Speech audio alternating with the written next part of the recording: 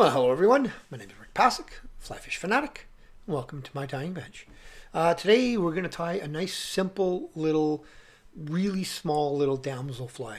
If you ever seen damselfly nymphs when they're on their migration, they will come up in the water column, no matter where they are. They'll come up in the water column and then they'll swim across anywhere from surface to about a foot down, and they'll just swim their way all the way down until they find an anchor rope, a piece of weed, a stick, a shoreline, anything like that, so they can crawl out of the water and do their thing, right?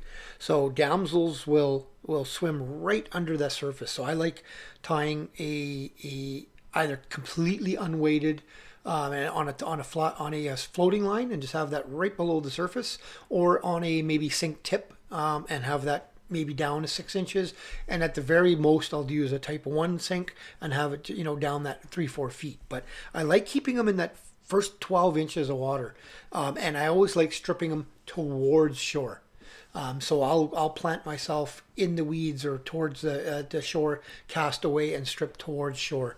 Very seldom you'll see these things swimming away from shore. They're always looking for something to crawl out of so they can do their hatching process. So this is my little All CDC damsel. Simple little pattern. Like I said, really scruffy looking, but when it gets wet, it gets nice and streamlined. And just it's the sheen on it and stuff. It's just great. And these little tail fibers move really well. So, alrighty, so that's what we'll be tying. So we're going to start off with a Hook-Hends BL300 in a size 10. And nice thin little wire, little gauged hook, right? Not too heavy. I don't like using like big, thick nymph hooks and stuff like that, or streamer hooks or anything like that on these, because they're, like I said, I don't want these to be down very far, right? So, okay, so first things first, I'll get my, where did I put it? My NanoSilk. It's going to be in the lime green NanoSilk, 12 watt. Just going to get that started. Let's get that all the way back, all the way forward. Just put a little base layer down. And then I'm going to take some CDC feathers. Actually, I'll keep those two for the collar because I know that's the other half of the collar that I used. So I'm just going to take a CDC feather like this, and I'm actually going to strip it off by hand off of the center quill. So be kind of hard for you guys to see on camera, but I'll try. So all I'm doing is I'm just going to grab off the quill and fold it, just like as if I'm doing marabou. Off the quill and fold it over, making this little bundle, right? Off the quill and fold it over till I've got as much as I think I want for the tail. So there's my little package. I'm not too worried about the length at this moment. What I'm going to do is just cut my butt section so they are lined up. And I'm going to start it about there. Get a loose wrap and get it nice and tight. Nice and tight. They don't have to be touching wraps or anything, but to about where the barb would be. And then under, over, under, over. Okay, so if there's any really long ones, you can just give them a bit of a nip. I want it uneven like this, so I'm actually going to move this vise for you guys so it's more in the middle. There. So, okay, don't worry about all these little stragglers. It's actually good. So now what I'm going to do is I'm going to come forward, make sure this front is tied in, and I'm going to put in a set of mono eyes. These are, I think they call them olive, this color, but I wouldn't call that olive, but whatever. You can make your own mono eyes too. I'm too lazy to be honest. So, use like a green Maxima or something like that to get this green look. So I'm just going to tie these in. I want to leave myself a little bit of room at the front here. That's actually too much for my taste. So I'm going to bring these back a bit. Come on.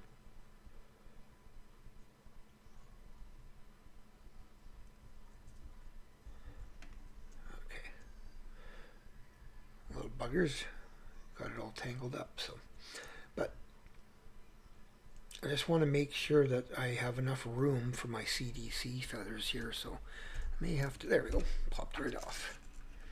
It's getting a little tangled there. Should probably use my magnifier. So yeah, I want to get right up against that that bundle of CDC that I stocked there, so I leave myself a little bit of room in the front there for my CDC at the end that I'm going to do my little collar. So now I'm just going to figure eight. All right, make sure these are as centered as you can. Nice and tight. Nice and tight.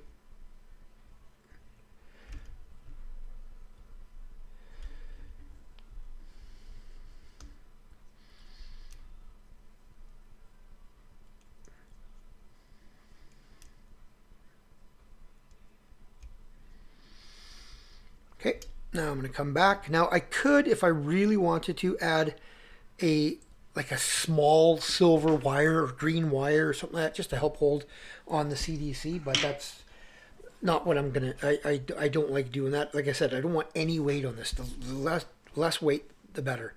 So now all I'm gonna do is I'm gonna take some wax and wax my thread here, and I'm just gonna rip off some of these CDC fibers.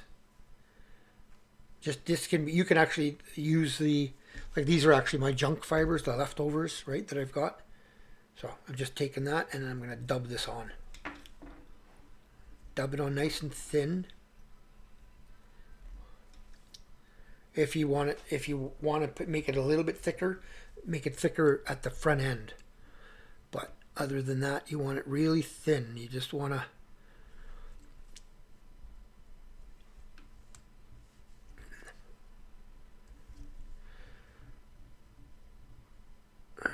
how that went on.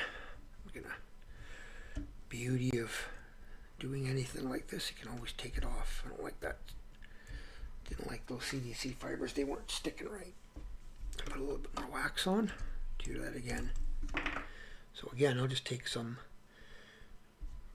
of the junky fibers here, the little pieces and stuff, and just dub it on.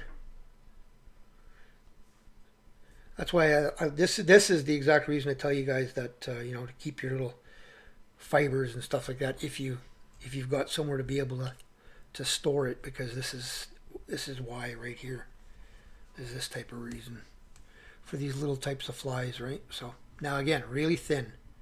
Don't want much of a body on these, right? Damsels are skinnier than people think. So move that off. Okay, so now I've got two CDC feathers that I've already used one side. I'm going to stack them on top of each other. I'm just doing that off camera, guys.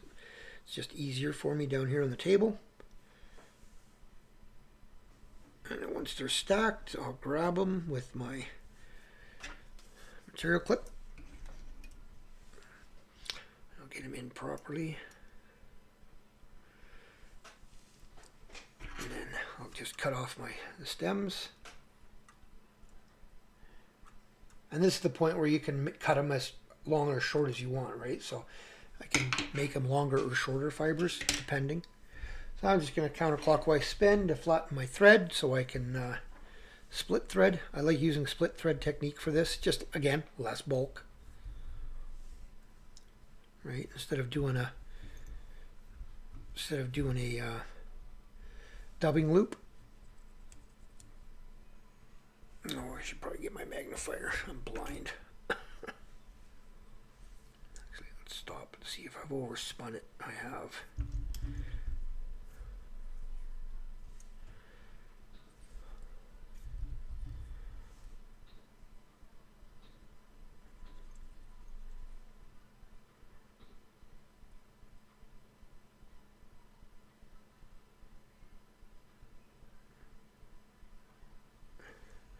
Shit's about getting older.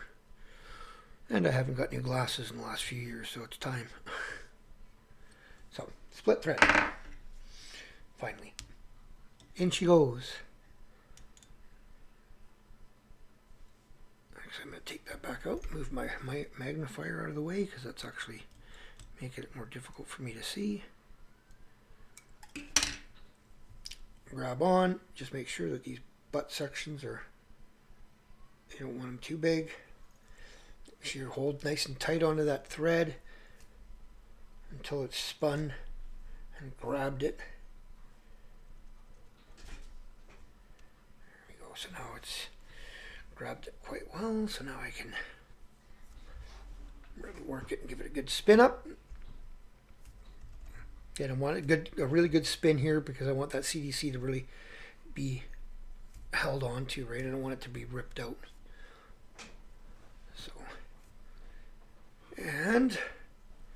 So that's that. Now I'll just go right in behind the eyes, stroke back when I can, and then over the eyes, behind the eyes, over the eyes, and now just in front. I'm going to flip it just so I can see. Looks scraggly right now, but that's okay. 2, 3, 4 turn whip finish. Nice and tight. Cut off my thread. And that's pretty well it. I'm just going to train the material back a bit just so it's out of the way. But that is the extent of it. Like I said, it's a ratty looking little fly. I'll actually grab my brush and just brush some of these out just so I know I got all the fibers not trapped. There we go. It's a ratty looking little fly, but it works really well. And I love, like I said, I love the fact that CDC will help it float, keep it higher in the water column. And I really like the fact that the CDC, all those little tiny little barbules off of each individual fiber, they just pick up light and pick up water bubbles and stuff and just give that little bit of extra sheen to it. And when this gets wet, let's see if I can do that properly here. This gets wet, it all lays down. It's not going to be perfect because it's just me licking it, but it all lays down, and you can see already just how it picks up even the sheen of my saliva, right? So, of course, so yeah. But when it gets really wet, that'll just lay right down and just slick back, and it'll look really good. And this CDC fibers on the tail here will move really well, and they'll just. Yeah, because have you ever seen a damsel swim and they really do that really undulating, almost like a little snake in the water, and they don't go very fast, right? So, but they do that little S curve as they swim. So, alrighty, simple little pattern, really effective little pattern, scraggly looking little bugger, but works like a charm. Alrighty, if you like that, give her a thumbs up. If you subscribe, thank you. If you have not, please consider doing so, and we'll see you guys on the next tying video. Tie lines, everyone.